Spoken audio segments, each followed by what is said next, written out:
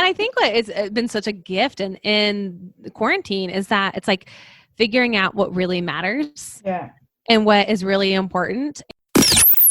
Power to Live More with Jo Dodds.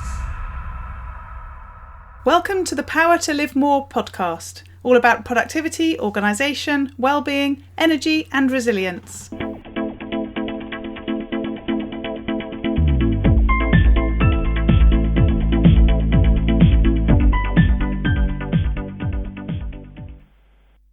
I'm Jo Dodds, and I started this show to enable interesting people to share their stories about how they use their power to live more, and by that I mean to do the stuff that they want to do more than the stuff that they need to or should do. It's about creating a life for yourself where you have the energy, health and space to be happy and fulfilled, spending your time as you'd like, whether that be at work, home or somewhere else entirely. That's your choice. Hello. My name is Ellie Dodds and I am co-presenter, and today Jo is interviewing Mary Hyatt. Mary was suggested as a guest to us by Interview Valet, and we immediately knew she'd be a great fit. Mary is a life and business mindset coach who specialises in helping high-achieving female entrepreneurs move from living a life of burnout to a life where they're connected to their emotions, their body and their spirit. She helps bring her one-on-one and group coaching clients back to the enoughness, wholeness and femininity. Mary is the host of the Living Fully Alive podcast that airs weekly, where she dives deeper into mindset and helps her listeners learn to embody a life fully lived. She is also a top earner with doTERRA essential oils, helping teach women how to support their bodies and emotions holistically. As a trained hypnotherapist and Kundalini yoga instructor, Mary brings a level of consciousness and soul-focused inner work to everything she does. Back to the studio. Today I'm interviewing Mary Hyatt. Welcome, Mary. Thanks for joining me. Thanks, Jo. I'm so excited to be here, and it's going to be a great conversation. It is. So start by telling us who you are, what you do, and crucially, where you do it. Yeah, so I am based out of Nashville, Tennessee. So if you're from the States, you know that is the southern part of the country. And so we are all about big hair, lipstick, and saying things like y'all. So I am born and raised Southern. I've got a big old family, and we always have just the best time getting together. But I am a life coach and business consultant, and I really focus on female entrepreneurs. I love working with other coaches. I love working with other consultants because it's like we get to speak the same language. And I really help women primarily get out of that phase of hustle and burnout, and where they're coming at their businesses from force and trying to just make things happen, and really help introduce back in this idea of flow, this idea of alignment, this idea of being willing and giving yourself permission to be human and to really like check in and get aligned with who you are in your most authentic self and what it is that you were created to do, and lead your business, work with your clients in a way that just is it's in sync. It's like in total alignment. And it's a job that it's even funny calling it a job because it really is a passion. It's something that I love to do. I love working with women who are kind of at a new season of life of embracing their femininity and sort of letting go of this masculine approach to everything that's all about only results and making things happen and achievement, to bringing in some of those softer skills into the conversation, bringing in some of those innate skills that maybe they've neglected for a long time, and starting to see how it might be able to be easier. Life could be easier, business could be easier, and sort of approach it from that feminine perspective. Lovely. So tell us a bit more about how that came about, because as I say so many times on this podcast, in common with most of my guests, I don't imagine you grew up thinking that this is what you would do. Yeah, no, I know, right? It's like, how did we end up here? I think for me, if I were to rewind the clock like 8 or 9 years ago, you would have found a very different person, a different looking person, a different place in life. And for me at that time, I was about 80 pounds heavier than I am now. I was in a marriage that was on the way to divorce. It was very dysfunctional. And I had gotten married super young. So I got married at 20, which is kind of the way you do it in the South. You know, you get married, you're meant to have babies and live happily ever after. And I found myself in a situation where that was not the case. I wasn't in that happily ever after. And I was dealing with a lot of anxiety, a lot of depression. I had autoimmune complications. And so I was on a lot of physical pain. It was on all kinds of medication and just exhausted. I had chronic fatigue. It was not a fun 6 or 7 years of my life. And it kind of came off of the heels of trauma early on in my marriage. And being so young, I didn't know how to handle that. I didn't know how to deal with trauma. I didn't have the skill set. I had hardly any life experience. I'd just come out of, actually I was still in college. And so what happened was it sort of got to that breaking point where enough was enough already. And I finally sort of got out of that space of denial. And I can remember this moment of like looking at myself in the mirror and seeing my reflection. And the only thing that I recognized was my eyes. Like everything else was like, who is this person? And I remember sort of having what we call in the South, like a come to Jesus moment, which just means you get radically honest with what is. And I remember saying to myself, there has got to be more to life than this. Like, surely in my, late 20s, this is not all there is.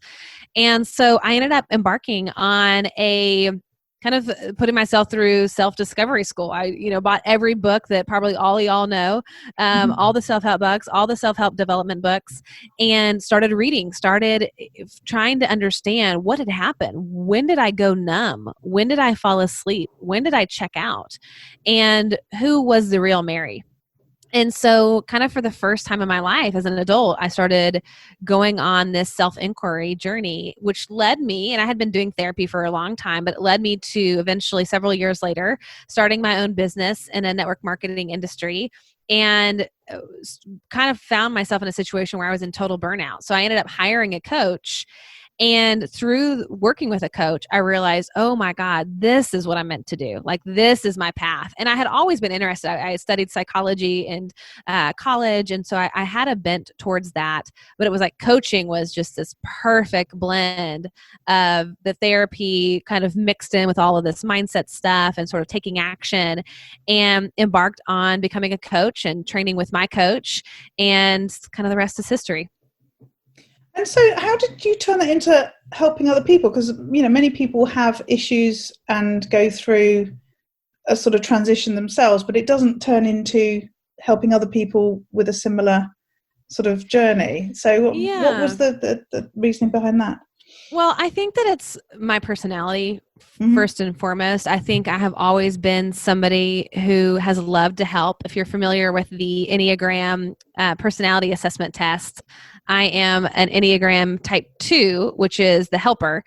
And for me, I've always been this way. Even when I was younger, it was like whatever knowledge that I had, I wanted to share. I was a tutor for inner city kids growing up. I was taught at a school right after I had graduated high school, and I love the idea of teaching. And so there's this kind of element that I was always going back to, which was, how can I help someone get through what I'm going through quicker and with less pain? Because for me, it was like, okay, here I am sort of sludging through this and having to do this hard work of not having a whole lot of guidance and sort of just figuring it out on my own. And I'm the kind of person who loves growth and loves to learn. So for me, that was easy in the sense that I love to read. I love to take notes. I love to question and ponder. But I know that not everybody's like that. I mean, I know some people are like, all right, just give me the Cliff Note version here and, make it simple, make it sweet, and tell me what I need to do without having to go through years and years of that sort of deep, deep, deep inner work. And so for me, it was like a no-brainer. It was like, I want to be in service and I want to help people get outside of these beliefs that they have, that they are not enough, that they are not worthy. Because I just knew the depth of the pain that I felt and how debilitating that pain was. I just truly did not want other people to have to go through that when I knew there were ways to get through it. And so I think kind of anything that I do, I'm always wanting to share with other people. I'm always wanting to teach. And I think that level of sort of like, listen, sister, like I have been through what you have been through and I know the hell that it is. Let me help you out. It was like that to me is the most powerful thing that we can do in our lives is to help someone when we've been through it and we're just a little further along in that journey. Yeah, absolutely. So how do you work with your clients? What's the sort of shape of your days and the way that you offer your help? Yes.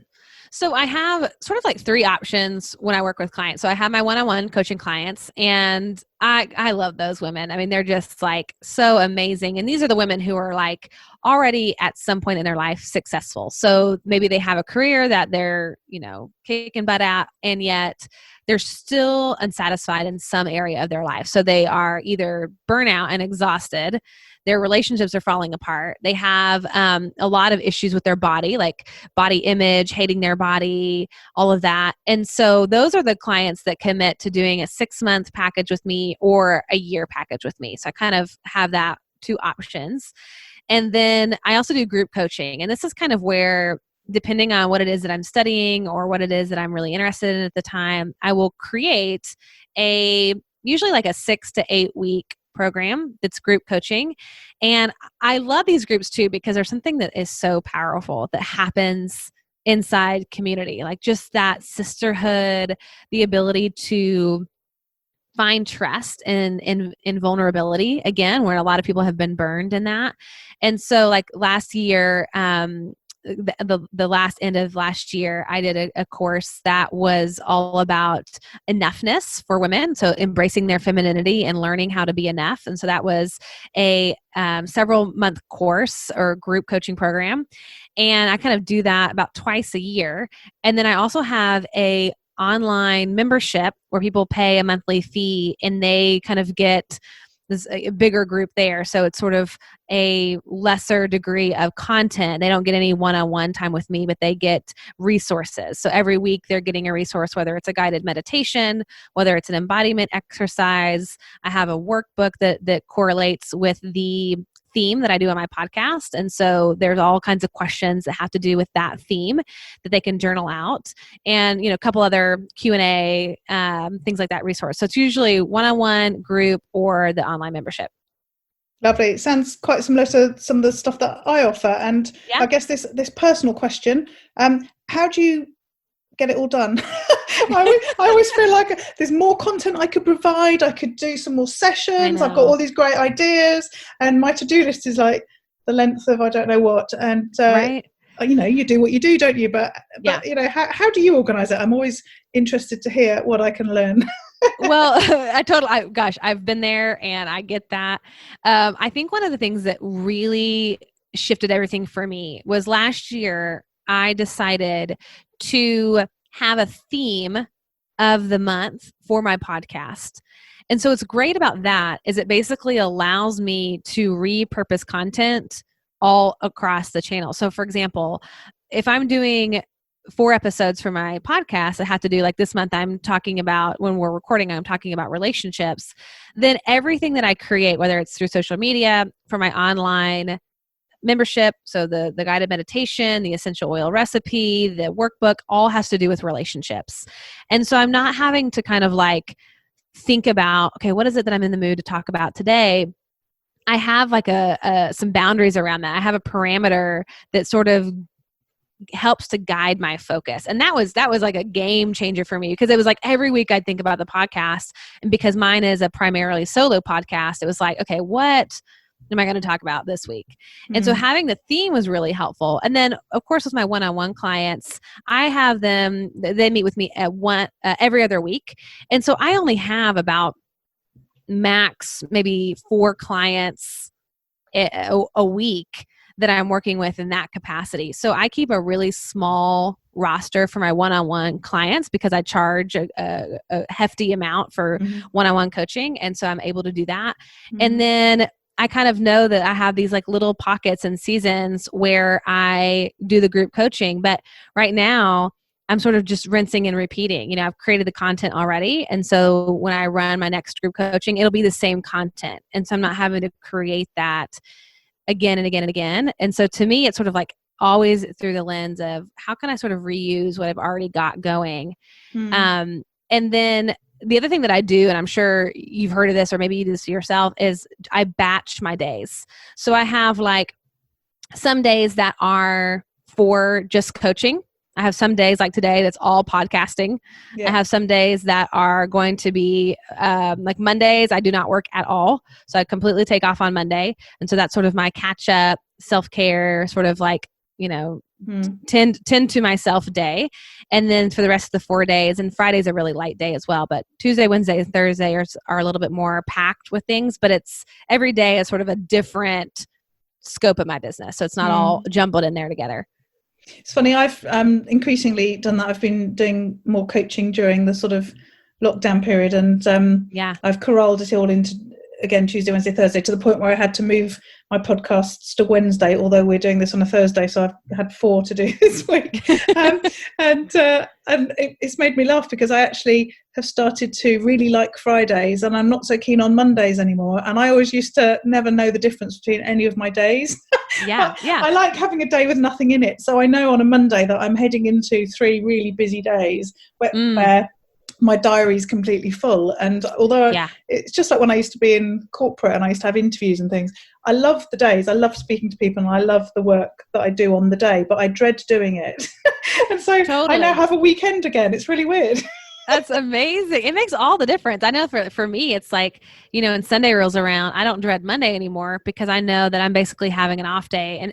And sometimes I'll do a little bit of work, but I have no meetings, no clients, no podcasting, nothing where I have to like show up with makeup on and get ready and be on. It's like, I can be in my pajamas all day if I want to be there. Yeah. And just the stress, just knowing that the stress that it takes off, knowing you've got that space to just sort of like acclimate back in, or in your case, acclimate kind of out into the weekend. Yes. It's like a buffer, and it's really, really nice. Yes. Yeah. And it's evidence for me of what I've said for a long time about how, we have to shape what we want our work to look like, and when we, when we do it, and how it fits with our lives and everything else. And, I guess for some people, the last few weeks has been an opportunity to do that. I mean, some people obviously have just had, far too much going on and not been able to do that at all. But certainly I'm thinking, I don't know when I'm sort of in a different period and can actually leave the house and everything else, how I'm going to fit everything else in, because this is very much a lockdown schedule. Right, totally. Well, and I think what it's been such a gift in the quarantine is that it's like figuring out what really matters and what is really important. And I know for me, like one of the things that was so eye-opening is I recognized that I had been in these patterns in my work method that I never stopped to question, because I was running so fast and I was just sort of like in the motion of it when I was going, that I wasn't actually questioning, like, am I the best person for this job?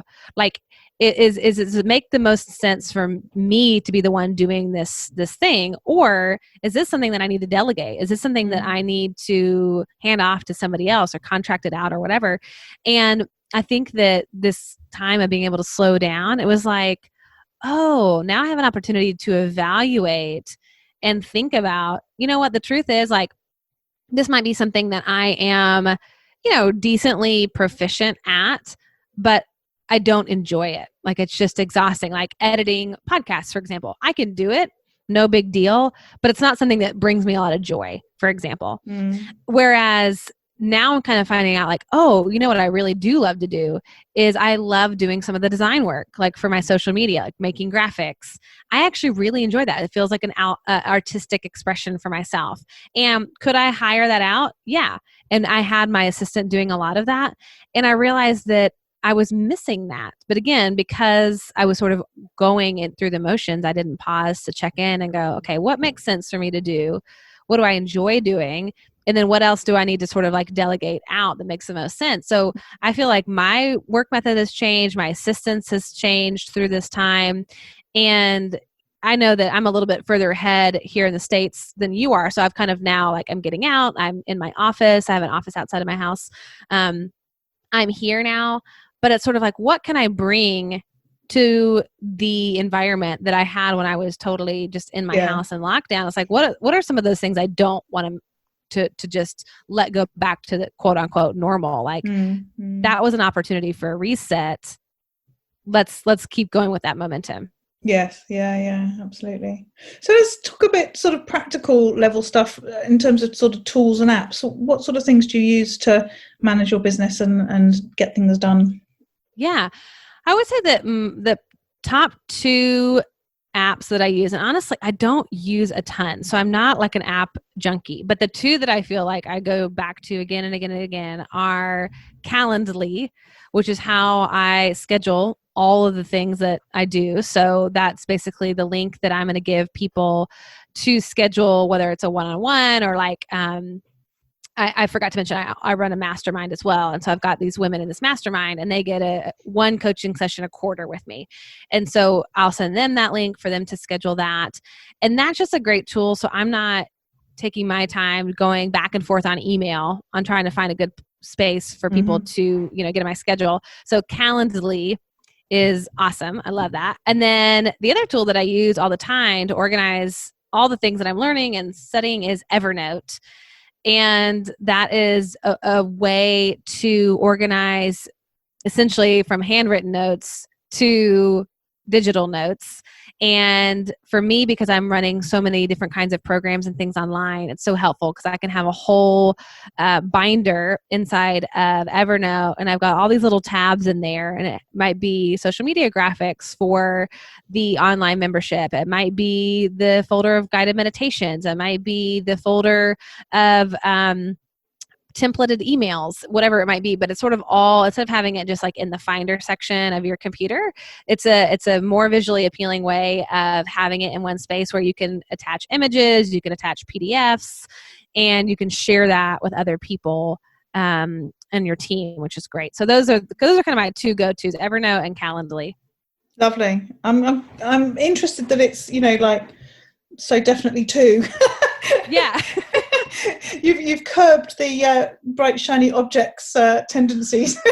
Oh man, you know what? I mean, like it's one of those things that, and I have like apps online that I use for design, like Canva, I love, or make little videos through Wavy, Wavve. And I use some of that. But as far as like actual things that I have on my computer, I'm kind of a minimalist, I guess. Yeah. You see, you're one step ahead of all these people who are now having to read all the books about digital minimalism and all that sort of stuff. Right. You know what? Honestly, yeah, exactly. I just kind of went to it intuitively, just because tech stuff can get so overwhelming so quick, and I don't have a whole lot of patience to learn new things. I feel like I find what works and I just run with it. Yes, yeah.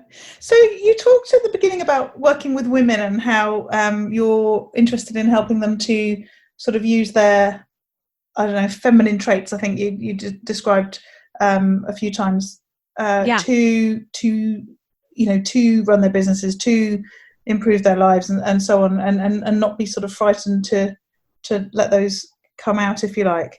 Talk a bit more about that and about sort of what you're advocating, what you're encouraging people to do to sort of live that femininity, if you like, in business.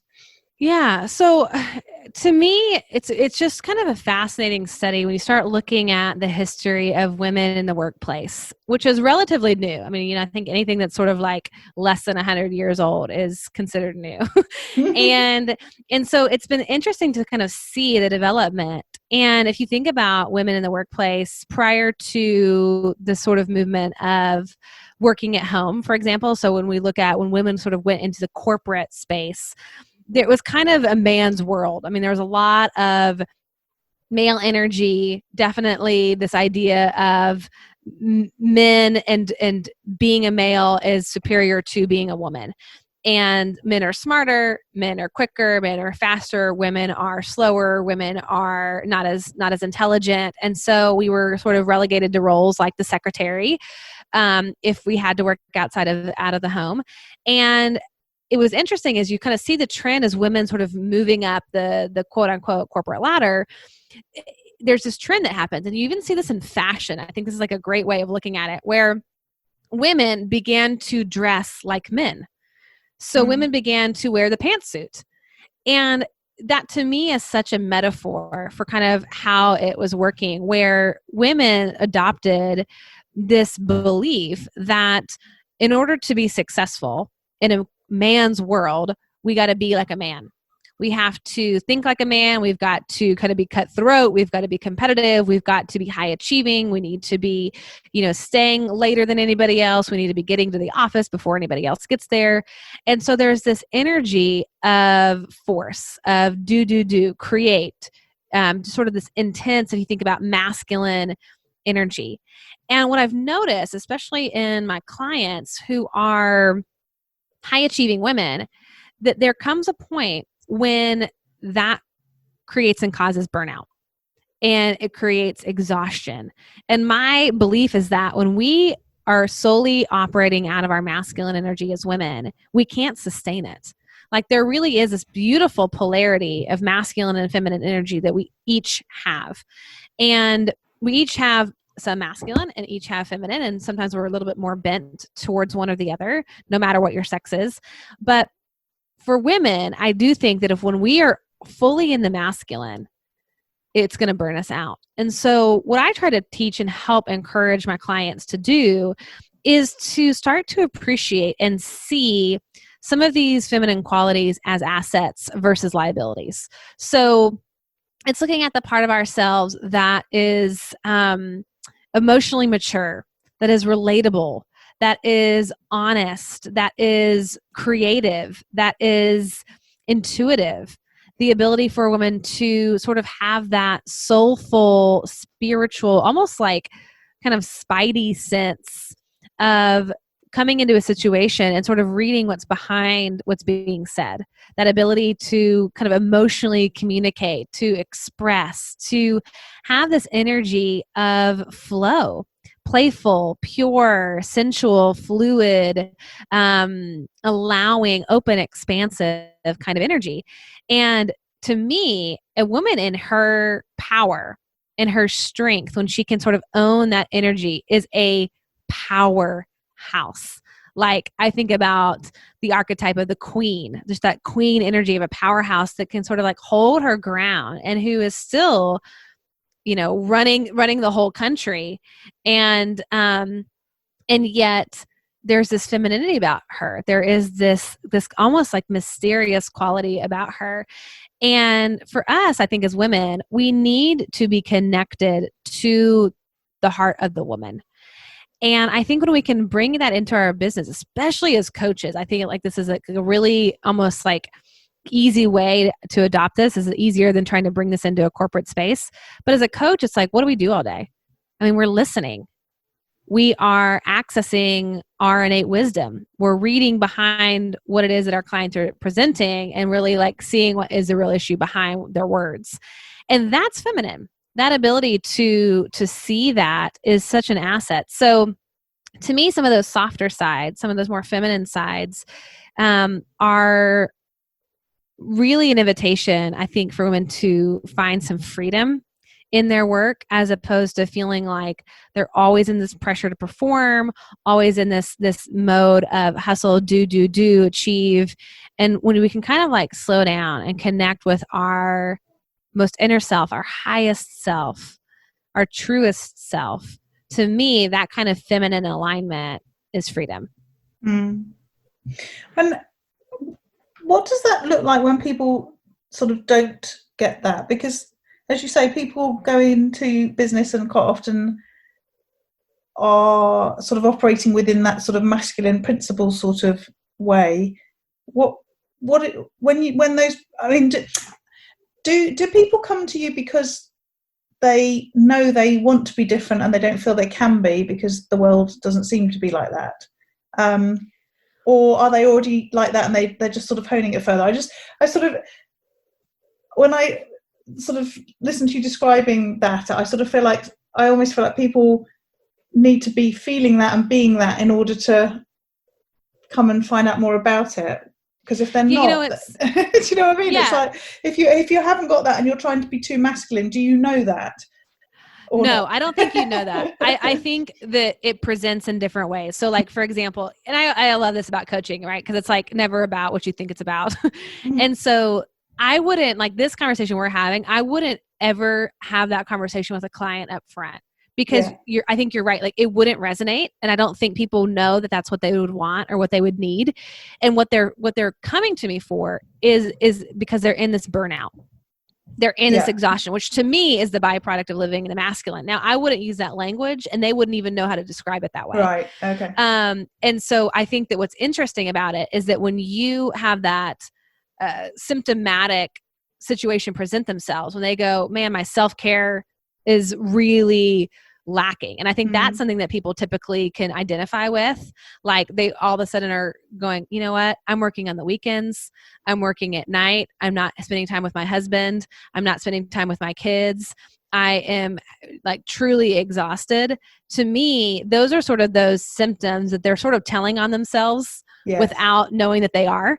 Yeah. And so that's kind of where I come in, where it's like, okay, what would this look like if we came at this from a different kind of energy? And honestly, kind of where I start is, what does it look like to prioritize self-care? What does it look like to introduce some boundaries in your work and not working on the weekends and sort of having what I like to call anchoring non-negotiables? Like these non-negotiables where you say, come hell or high water, like I am not going to work before 10 a.m. or on the weekends or whatever it might be. Or I'm going to, end my day promptly at 5 o'clock and I'm not going to work past that. And so I kind of, have to approach it in their language first and foremost. And then as we begin working together and as we start talking about it, what you find is that these women actually are longing to embrace some of these more feminine sides of themselves, but they haven't had the language to do it. They have no clue what that even means or where to start. And so that's kind of where I can kind of begin to baby step them in that process of like, what would it look like to experience some pleasure in your life? Because usually women are not only working in their masculine with their work, they're usually approaching their relationships from a masculine place. They're usually really restricted in how they're eating, so they're masculine energy with their food. And so it's sort of like kind of starting to see those trends and seeing where I can have an entry point to begin to soften and introduce some of these concepts of femininity. Yeah, because it's also interesting that people quite often start businesses having worked in a corporate job, and they sort of they copy what they did in their job as well. So things like their working hours and how they think it should play out, which I guess in lots of cases is coming from a sort of masculine place as well, because that's what our workplaces quite often are operating like. But also it's just that pattern. We sort of assume we've got to do what we ever did.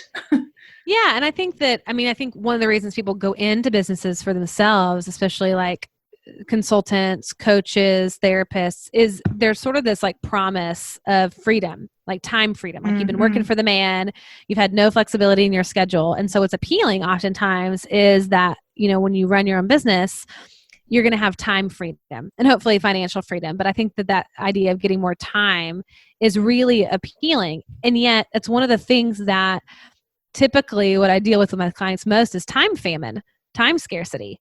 And they wake up in the morning stressed out of their minds, and all of a sudden they don't have a boss who's giving them ideas of what to do, and they're running businesses for themselves, and they're filling their client rosters completely full. There's no breaks. They're exhausted one after another. And it's sort of like they're living like an employee, even though they're supposed to be the CEO of their business. And so they're sort of like going through the motions of doing. And what I love is having that moment where it's like, let's take a moment to pause and think about your ideal workday. To think like, if you could design it, and let's forget money for a second. Let's forget like the reality of could this work or not. And let's just go into the space of dreaming to envision, what would you want if you could design it how you would want, in a way that felt energizing, empowering, soul-giving, life-giving? What would that look like? And I literally like have them do this exercise where they walk through that hour by hour, what that would look like. And that's sort of the beginning, like crack open the door for seeing it in a new light, being able to go, wait a minute, there might just be a way that I could design this in the way that I would want to. Maybe it's not going to happen instantaneously tomorrow, but then we've got this roadmap of, if this is what you care about in life, if this is what you value and where you'd want to spend your time, then let's do that. Let's get you there. But I think it is sort of that pause to remember that you have some choice over how you design your day. Yes, yeah, absolutely. Yeah, it's interesting. I just spotted an email this afternoon from one of my members who was saying, answering a question, and then she said, and by the way, why are you emailing me at 2:00 in the morning? That can't be good for your well-being. And I was laughing to myself just listening to you then, that 2:00 in the morning working for me is great as part of my ideal day, as long as I don't have to get up in the morning. And I've taken on coaching work for a client which has people in Australia, which means I do have to do mornings. Yeah. Not very early mornings, but still, I normally don't schedule my work time until, after lunch. And from, the last couple of months, I've been doing stuff at, 9-10 o'clock in the morning, which doesn't work if you've been up till 2. Right. Yeah. So she's right, although she's right for the wrong reason. The reason is I'm planning my mornings badly rather than planning my nights badly. Right. Yeah. And I love when that happens, when you have those moments where you go, yeah, this is not working. Cause I feel like, for a while it's an experiment. I mean, you sort of go into it and you go, okay, this would be ideal. And you sort of block it out and this, whatever. And then life happens and all the things that shift and change, especially during this season of life right now. And it's like, okay, let's go back to the drawing board. And I think that's another thing. That's very feminine, is being willing to be flexible, being willing to shift and change and adapt as needed. I think masculine is more rigid, sort of like married to the idea and not really, so fluid. But I think when we can kind of approach it as, man, we're just experimenting here. And this might need to change in a couple weeks, or it might need to be a little bit different, or you realize, wow, this is really not working. And having that kind of internal permission to say, you know what, that's okay. Let's go back, reimagine it, see what we can find that might work better. And we'll try that out for a little bit. And then we might have to adjust again. But sort of that willingness to be flexible is such a beautiful approach when you're dealing with schedule, because it's inevitable. Life happens, things change, and it's gonna have to adapt. Mm-hmm. It's interesting though, you have sort of validated something. I've been looking recently at putting together some training for people who are starting a business as a coach or a consultant. And my very first thing was about self-care. And in fact, I was talking to a male student, and I was, for other reasons, sharing this sort of structure with him. And he said, well, why is that first? And I'm just hearing you now, I'm thinking, well, yeah, that would be his sort of incredulous question. And actually, I then thought, oh, yeah, maybe it's a bit too woo-woo. But then the whole point is, we're trying to create businesses that we want to enjoy running. And so, of course, we should start with what energy we have, when we want to work, how we want to operate, all that sort of stuff before we even do the rest of it. Totally. Well, it's like it really is like being intentional about creating the life that you want. And I think that life does not happen by default. I mean, I should say it does happen by default, but not the life that we want. And so the life that we want happens by design, happens by intention, happens by curating it.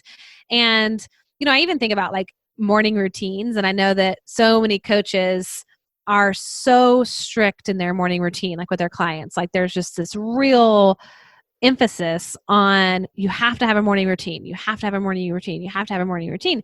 And for me, I had a lot of shame around that, because for whatever reason, I just felt like I couldn't quite get into the rhythm of a morning routine, like that was the same. And then I kind of recognized in my own personality that I am somebody who values really high variety. Like, in order for me to enjoy life, I like variety. I like having my mornings be a little bit different every morning. And once I sort of made peace with that, of going, you know what, the truth is, if I want to design my life the way I want to design my life, it's going to have to include some variety, some change, something that's a little bit different. Like, I don't want to have to just get up and, meditate at the same time in the same chair every single morning. That's just not going to work for me. And I don't need to feel guilty about that or have shame around that. It's like, find something that works for me. And so what was amazing is that now I've just shifted that, and I have a really beautiful evening routine. And then sometimes in the morning, if I have the space and time, I'll go outside and journal and drink some coffee, but that's not every morning. But just sort of like going, this is going to look a little bit different for every person. I'm so glad you said that. I've always sort of said, oh, this miracle morning thing and all that sort of stuff, not for me, because I don't get up early. So, all these people who've done everything by 5 o'clock and, they say they're more successful and all that sort of stuff. And I've always done the whole, it's too early in the morning. But then I also, exactly like you've just said, I have this thing about, that's part of the reason why I don't want to work in the morning. Part of it's not wanting to wake up, but also it's the thing about, I hadn't really identified it, but it is that, again, that flexibility. So I keep thinking I need to have a routine. I need to do something for an hour in certain order, something else. And I never do it because of exactly what you said. I just want to do what I want to do.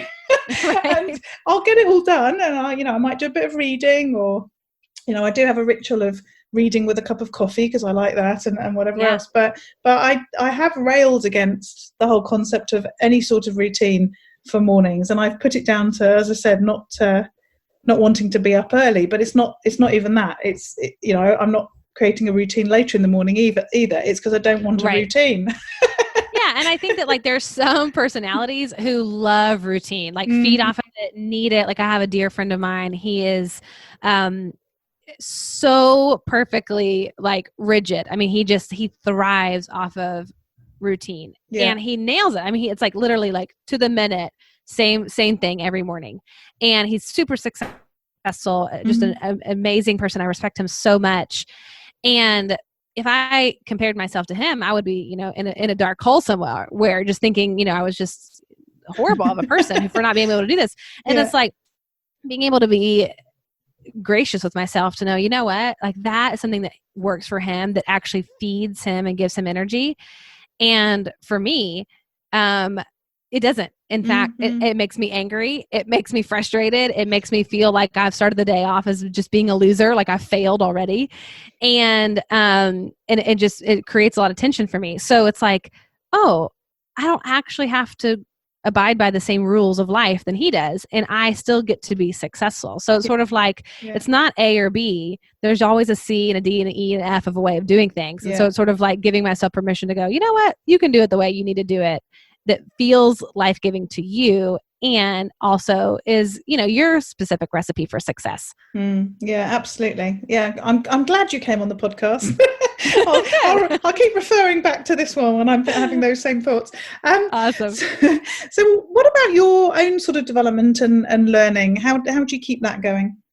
Yeah. So like I mentioned earlier, I love to learn, honestly. And I am an avid reader, and that's probably the best way. I was in a podcast for a while. I've kind of gotten off of those. I think once I started creating my own, it just felt like too much. So my big thing is reading, journaling. I am one of those people that likes a real book, so I can underline all the different things, and then I usually will just journal on something that I've read. I have a coach.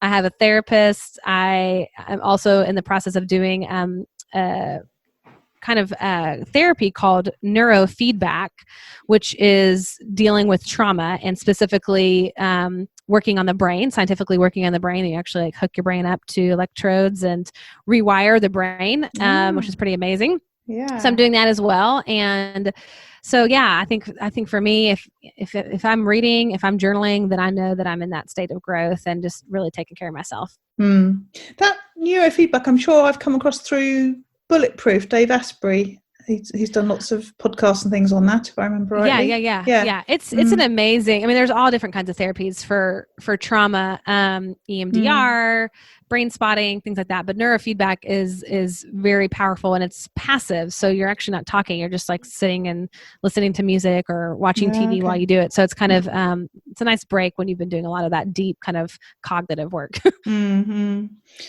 Thank you. So the last couple of questions. Firstly, what about those days where it goes horribly wrong? How do you deal with those? I am a firm believer in we are allowed to be human. And honestly, for me, I have this beautiful practice that's called the self-forgiveness practice that I learned from my coach from her training at UMC. And it basically is forgiving yourself for judging yourself for whatever it is that you think you failed at, or it could be forgiving yourself for buying into a belief that is limiting. So it could be I forgive myself for buying into the misbelief that, I am a total screw up today, or that I've totally dropped the ball today, and just really coming at myself with deep compassion and tenderness. And this is something I've had to learn. But just saying, like, you know what? You're human. You are human, and it is okay. And if necessary, if I've like really, screwed up with another person, I get to be in a space of humility and ask for forgiveness if necessary. But I think the mindset that I go into difficult days that just go awry is like, it's okay. And I slow down and I ask myself, what do I need? Like, put my hand on my heart, close my eyes, and just check in. What do I need? And sometimes it's a bath. Sometimes it's a glass of wine. Sometimes it's calling a friend. Sometimes it's zoning out with Netflix. But just kind of really coming at that place of how can I soothe myself from a place of grace and humanness. Lovely. Thank you. And the last question is what about those days where you get to do the piece I talk about, living more? So that's where you get to do more of the things that you want to do and less of the stuff that you don't want to do. What do those days look like for you? Yeah. So for me, it's having a slow morning. So I'm totally with you on the slow morning. I really don't like to especially take any kind of calls or do anything before 11 in the morning. So for me, it's having a slow morning. The weather would be great, and sitting outside with my book, with my journal, no agenda other than just sort of being present. And then definitely having space and time to move my body. So I'm a Kundalini yoga instructor as well, and I love Kundalini yoga. So it probably would include some yoga, maybe some stretching. And then I love to cook, so being able to have maybe a day where I'm working with clients, which I love, love, love. So having a few clients, getting to be on a podcast or two, and then having space in my time to, in the evening, cook a really delicious meal and then get to eat that with my boyfriend or some friends. Lovely. That sounds really good. Especially the slow morning. Yes. Brilliant. Thank you. Thanks, Mary. It's been so good talking to you. Tell people how they can find out more about you and get in contact. Yeah. So you can check out my podcast, Living Fully Alive, that comes out weekly. Definitely subscribe and check that out. And then just go to my website, maryhyatt.com. You'll find all my social links there. You'll also find the podcast there. And I don't know if you're interested in Instagram and you happen to find yourself there, definitely give me a follow, send me a DM. I love to connect with people over message there. And it's just Mary G. Hyatt. Lovely. Thanks, Mary. Thanks so much. All this information is available in the show notes. If you go to powertolivemore.com / in this case 166, you'll find them there. And this week I want to talk to you about email marketing. Over the weekend I reread a book that I found really useful the first time I read it, although to my shame I didn't take lots of action as a result of reading it, but I went back to it this weekend and started to put some of that stuff in place. It's called The Invisible Selling Machine by Ryan Deiss, and it's all about email marketing. And I have recently, I can't remember if I've said on the podcast, I've recently been awarded the, what's it called, AWeber Certified Expert status, and so I appear on their website for that. And it really just signifies that I know what I'm doing when it comes to using AWeber, which is an email marketing tool that I've used since, I think, 2009 or something like that. And I've stuck with it over the years. There's been lots of different tools that have come in and different platforms that people have switched to. But to be honest, I've sort of stuck with them because it's worked really well for me, and the double opt-in has been in place. So everyone that's on my list have all opted in to be on my list, and it was just easier to stay with them. But also in recent years, they've really started to develop the platform. So there are now landing pages that you can use that are really simple to use to allow you to offer lead magnets to your potential leads by getting them to add their details into the landing page, and then obviously it gets them added to your mailing list, but at the same time they can then download whatever it is you've offered to them. So if you don't have that sort of tool on your website and you're using just a normal WordPress post or whatever that's got all your header details and that sort of stuff on there, then you could if you are using Aweber, use their landing page instead, and then literally the only thing that people can do is put their details in and download whatever it is you've offered them, which is the sort of principle of those pages, so that they don't have lots of choice. They just literally do the one thing that you want them to do. So their landing pages are really good. And the way that you can tag people now in Aweber, and I say now, I mean it's been around for a while, actually means that it's really easy now to create one list with everybody on, tagged with different tags depending on how they joined your list and depending on their interests based on information you've sent them that you know they've opened and all that sort of thing.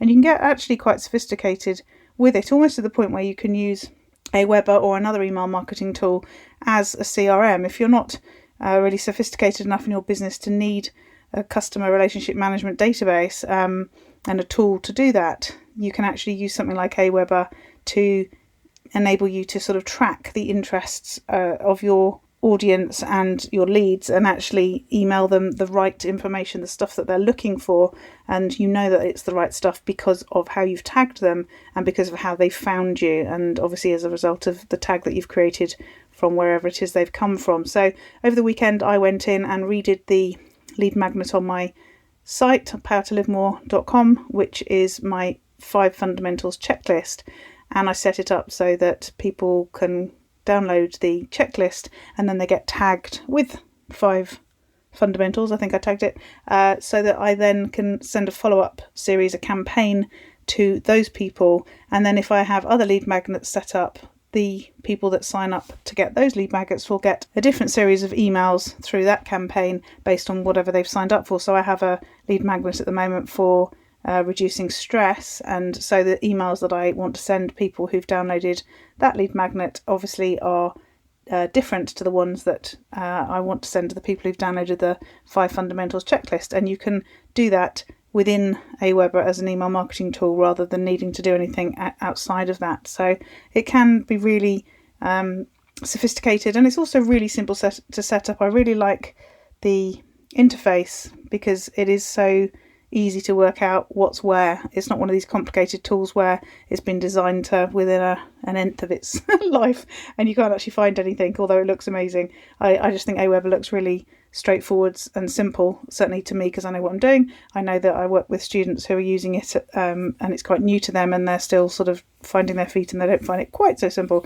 But I think the interface, as I say, is really quite straightforward, and once you know what all the different headings are for and what you can do with it, then it's really easy to quickly set up campaigns and lead magnets and landing pages and so on within it. So if you're interested in finding out more, then as ever, please do drop me a line, joe@powertolivemore.com.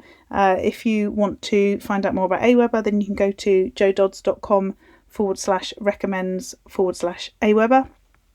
And just so you know, if you are a member of my membership, which is Power to Live More Calm, then obviously one of the things that I offer in terms of support within that is help in setting up your email. And that is whether you use Aweber or another tool. I also use MailChimp. I've got some students who are using GetResponse and others that are using ActiveCampaign. And I can help with all of those. Obviously my preference is to use Aweber, but I can help regardless of the email tool that you have. So if you're looking for that sort of help and support, then it might be worth having a look at powertolivemore.com/getcalm. And just a reminder about Counterpoint Networking. It's still happening every Monday at 2:00 British Summer Time. And each week now we're choosing a particular theme to discuss, to learn about, to share, to sort of entice people to come along to share their expertise as well. Last week, or rather this week, we were talking about networking. And next week, so Monday, I can't add it up now, 13th of July, we'll be talking about LinkedIn. So if you want to find out about LinkedIn, or you want to have some questions answered, or you want to discuss it, or if you're an expert in using LinkedIn and you'd like to come and share your expertise, then please do pop over to counterpointnetworking.co.uk/200713, and that'll get you straight into the event for Monday, so you can book in for that. Or if you just want to go and book in for one in the future, it's counterpointnetworking.co.uk. And then finally, as ever, the show notes for this show are powertolivemore.com/166, and we look forward to speaking to you next week. use your power to live more.